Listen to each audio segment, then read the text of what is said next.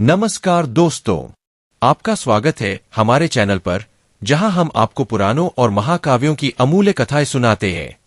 आज हम लेकर आए हैं रामायण के अरण्यकांड का सबसे मार्मिक और रोमांचकारी प्रसंग, माता सीता का हरण। यह वह घटना है जिसने आगे चलकर राम-रावण युद्ध की नींव रखी। तो आइए, बिना समय गवाए चलते हैं दंडकारण्य के उस वन में जहां यह अद्भुत कथा घटित हुई। भगवान श्री राम, माता सीता और लक्ष्मण अयोध्या से वनवास के लिए निकले थे। वह समय था जब वे पंचवटी में तपस्वियों की तरह रहते हुए वनवासी जीवन बिता रहे थे। पंचवटी का वातावरण दिव्य और शांत था, परंतु भाग्य में एक बड़ा मोड़ आने वाला था। लंका का राजा रावण पहले ही सीता माता की सुंदरता के बारे में शूर्पणखा से सुन चुका था। वह उन्हें हर कीमत पर अपनी लंका ले जाना चाहता था। इसके लिए उसने छल और माया का जाल बुनना शुरू किया। रावण ने अपने मामा मारीच को योजना में शामिल किया। मारीच ने मायावी रूप धारण कर एक अद्भुत स्वर्ण मृग का रूप लिया। उसका शरीर सोने की तरह चमक रहा था, आंखें हीरे जैसी थीं और चाल इतनी सुंदर कि कोई भी उसे देखकर मंत्रमुग्ध हो जाए। जब सीता माता ने उस मृग को देखा तो उनका मन मोहित हो गया। उन्होंने राम से कहा, नाथ, यह मृग कितना सुंदर है। यदि इसे पकड़कर लाए तो यह हमारे आश्रम के लिए अलंकार होगा। राम जी ने पहले समझाया कि यह साधारण मृग नहीं है, जरूर कोई राक्षस का छल है। लेकिन माता सीता की जिद देखकर उन्होंने मृग को पकड़ने का निश्चय किया। श्रीराम धनुष बाण लेकर मृग का पीछा करने लगे। वह मृग कभी पास आता तो कभी दूर भाग जाता। इस प्रकार वह राम को पंचवटी से दूर ले गया। आखिरकार राम ने एक शक्तिशाली बाण छोड़ा। बाण लगते ही मारीच ने अपना असली राक्षसी रूप धारण कर लिया और मरते मरते उसने राम की आवाज में जोर से पुकारा, हाँ सीते, हाँ लक्ष्मण।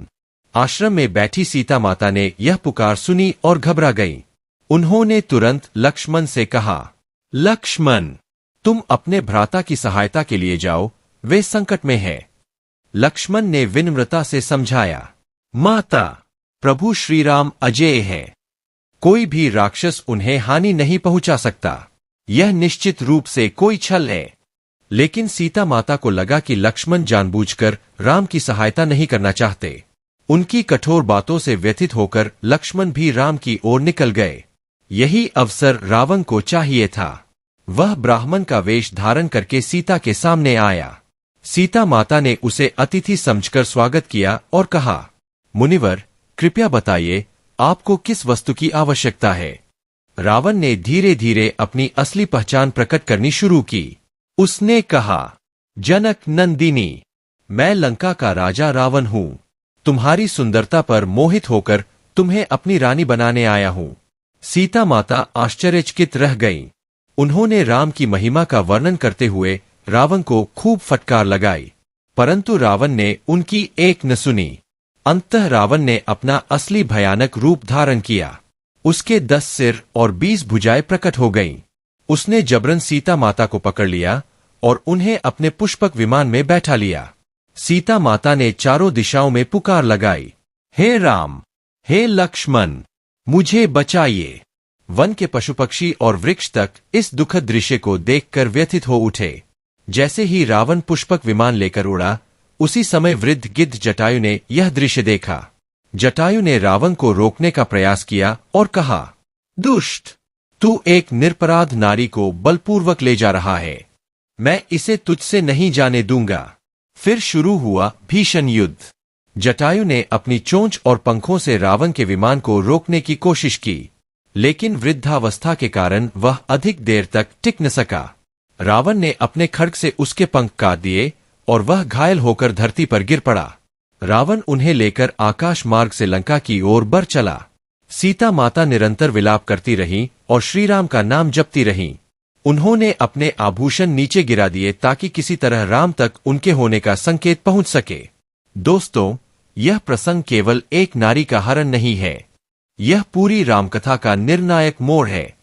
यहीं से राम और रावण के बीच युद्ध का आधार तैयार होता है। यह घटना दर्शाती है कि अधर्म चाहे कितना भी शक्तिशाली क्यों न हो, अंततः धर्म की विजय निश्चित है। इस प्रकार पंचवटी में घटित यह घटना पूरे रामायण का सबसे महत्वपूर्ण अध्याय बन जाती है। यदि यह छल न हुआ होता तो शायद राम रावण युद्ध भी न होता। माता सीता के हरण के साथ ही आगे की कथा हमें मित्रता, त्याग और धर्म युद्ध का अद्भुत संदेश देती है। तो दोस्तों, यह थी सीता हरण की अद्भुत कथा। यदि आपको यह वीडियो पसंद आया हो तो लाइक और शेयर जरूर करें। और हाँ, चैनल को सब्सक्राइब करना न भूलें ताकि ऐसी ही और पौराणिक कथाएं आप तक पहुंचती रहें। जय श्री राम।